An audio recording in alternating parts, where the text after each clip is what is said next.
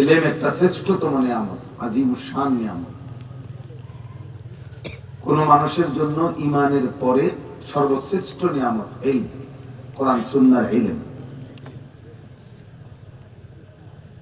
এজন্য এটার জন্য তাহারা পবিত্রতা জরুরি। 2 নাম্বার হলো আদব জরুরি। আর অনেকগুলো আদবের মধ্যে গুরুত্বপূর্ণ হলো 1 নাম্বার মনোযোগ দিয়ে শোনা, 2 নাম্বার হলো জুতা খুলে বসে শোনা। হযরত জিবরাইল আলাইহিস সালাম যতবার নবী সাল্লাল্লাহু আলাইহি সাল্লামের কাছে আসতেন মানুষের আকৃতিতে, ততবার এসে বসতেন একদম মুখোমুখি হয়ে। এরপরে নবী সাল্লাল্লাহু আলাইহি সাল্লামের সাথে কথা বলতেন, শুনতেন, বলতেন। কোরআনুল কারীমের মধ্যে আছে আল্লাহ তাআলা মুসা আলাইহিস সালামকে তুর পাহাড়ে প্রথম যেদিন কথা বলতে শুরু করছেন সেদিন বলছেন, প্রথম দিনেই বলে দিয়েছেন, ইন্নী আনা রাব্বুক ফাখলা'না আলাইক। মুসা, আমি তোমার রব, তুমি তোমার জুতা খুলে ফেলো। কেন? আনা আখতারতুকা, আমি তোমাকে নির্বাচিত, পছন্দ করেছি, কথা বলার জন্য বাছাই করেছি। ফাসতামি' লিমা ইউহা, অতএব তুমি আমার কথা, আমার ওহী মনোযোগ দিয়ে শোনো। তাইলে এই যে কোরআন শরীফে আছে সূরা তাহার মধ্যে, তখন প্রচন্ড ওই সময় ঠান্ডা ছিল। মুসা আলাইহিস সালামের বিবি ঠান্ডায় কাঁপতেছিলেন। এই জন্য উনি গেছিলেন এই পাহাড়ের উপরে একটু আগুনের জন্য। দেখছেন যে একটা গাছের মধ্যে আগুন জ্বলতেছে, ভাবছিলেন একটা ডাল আগুন সহ আনবেন, তাহলে আগুন পোহাইলে ঠান্ডা কমবে। তাহলে স্বাভাবিকভাবে জুতা খোলার প্রশ্নই আসে না, ঠান্ডা প্রচন্ড, বরফ। আবার দ্বিতীয়ত এটাও না যে তুর পাহাড় নিঃসন্দেহে কোন নবীর চাইতে পাহাড় দামি হতে পারে না, নবী দামি। তাহলে এটাও কোনো কারণ না যে পাহাড় দামি এই কারণে জুতা খুলতে বলছে, এটা তো মসজিদ না। তাইলে আল্লাহ তাআলা বলছেন আমি তোমার সাথে কথা বলবো, এই জন্য জুতা খুল।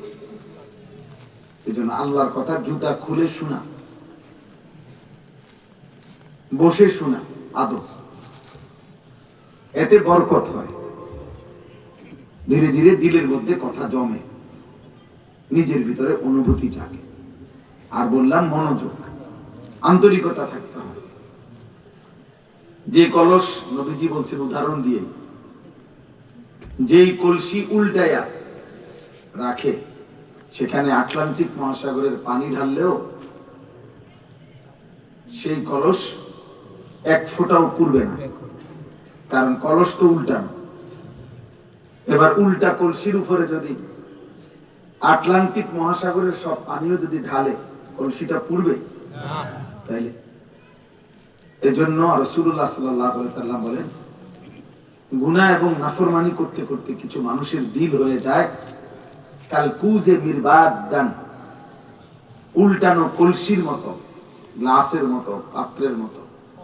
যে কলসির উল্টা পিঠে আলকাতরা মাইখা দিছে যাতে করে 1 ফোঁটা পানিও না জমে।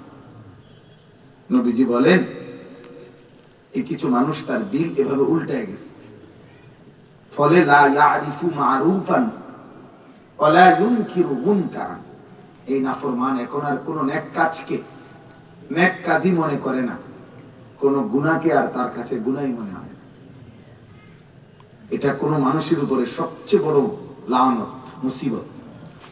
30 বছর ধরে একটালে মিথ্যা বলতেছে প্রতিদিন, স্বাভাবিকভাবে মিথ্যাও বলে, চাও খায়, মিথ্যা কথাও বলতেছে, ওজনেও কম দিতেছে, এই টাকাই গুনতেছে, এগুলাই ঘরে হিসাব দিতেছে।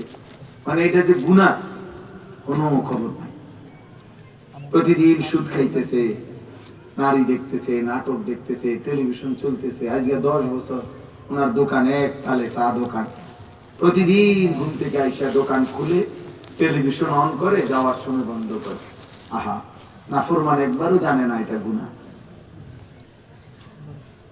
তার মনেও না এটা যে গুনাহ। কোন মানুষের উপরে এটা আল্লাহ তাআলা সবচেয়ে বড় শাস্তি, যে তাকে আল্লাহ তাআলা আখিরাত ভুলায় দেয়। তাকে আল্লাহ তাআলা তার নিজের কল্যাণ ভুলিয়ে দেয়। সূরা হাশরের 19 নম্বর আয়াতে এই কথা আছে। আল্লাহ বলেন ওয়ালা তাকুনু কাল্লাযীনা নাসুল্লাহ ফাআনসাহুম আনফুসাহুম। আল্লাহ বলেন আমার বান্দা তুমি আমাকে এই পরিমাণ ভুলে যেও না আল্লাহকে, একদিন আমি তোমাকে তোমার পরিচয় ভুলায় দেব। ফাআনসাহুম আনফুসাহুম, আত্মভোলা করে দেব। তোমার আর কোনোদিন মনে পড়বে না যে তোমার কবর হবে, হাসর হবে, মিজান হবে, তোমার বিচার হবে, হিসাব হবে। এই টোটালি কথাগুলো তুমি ভুলে যাবা, আর কোনোদিন মনেও পড়বে না। আহা, এর চাইতে বড় লানত আর কিছু নেই। আল্লাহ বলছেন আমার রাসূলের উল্টো যে চলে, আমার ইমানদার বান্দারা যে পথে চলে তার উল্টো যে চলে, আমিও একদিন সিদ্ধান্ত নিই নুয়াল্লিহি মা তাওয়াল্লা ওয়া নুসলিহি জাহান্নাম। আমিও তাকে একদিন, আমি আল্লাহ যখন সিদ্ধান্ত নিয়ে ফেলি পরে আর জান্নাত দেব না, পরে আর ফেরাবো না, পরে আর আলোর পথ দেখাবো না, তো আল্লাহ বলেন আমি তাকে সেই উল্টো পথেই চালাইতে থাকি এবং সেই পথেই একদিন জাহান্নামে ফেলে দিই। এজন্য দোস্ত আমার এবার কথা হলো, সবগুলো হাতে ধরা মোবাইল বন্ধ করে দিতে হবে। হাতে মোবাইল ধরে একজন ভিডিও বা রেকর্ড করা আমি স্পষ্ট নিষেধ করলাম। একজন আমি নিষেধ করছি। এরপরে আমার নজরে পড়লে আমি ধমক দেব, তোমার উঠায় দেব। কেউ ফাইজলামি করো না। নওজোয়ান আমি অনুরোধ করছি, শরীরে না পুরাইলে ঘরে গিয়ে ঘুমায় যাও, চলে গেলে ভালো। আমার এটা কোনো নির্বাচনী জনসভা না, আমি কোনো প্রার্থী না, আমার কোনো মার্কা নাই, আমি ইলেকশনের ভোট চাইতে আসিনি। কাজে আমি সমর্থন দিয়ে করব। জনসমর্থন, জনপ্রিয়তা, এটা কোনো আখিরাতের দৃষ্টিতে 2 পয়সার কোনো মূল্য নেই।